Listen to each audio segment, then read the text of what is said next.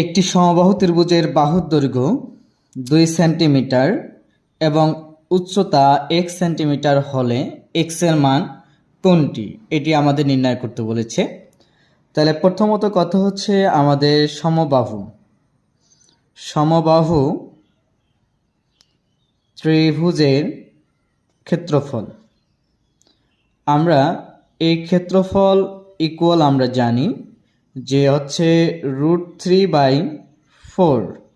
এখানে হচ্ছে বাহুর উপরে স্কয়ার, বাহু যেহেতু 2 এর উপরে স্কয়ার আসতেছে, তাহলে মান আসতেছে এখানে হচ্ছে √3, কারণ 2 2 4 আসে, 4 এ 4 এ ক্যান্সেল যায়, তাহলে √3 আমাদের পাওয়া যায়।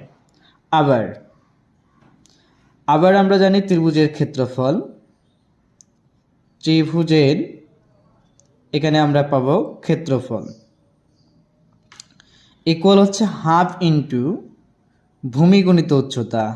এখন ভূমি যদি আমি 2 ধরি, উচ্চতা ধরে x, এটা বাদ গেলে এখান থেকে মান আসবে আমাদের হচ্ছে কে, আমাদের x মান পাওয়া যায়।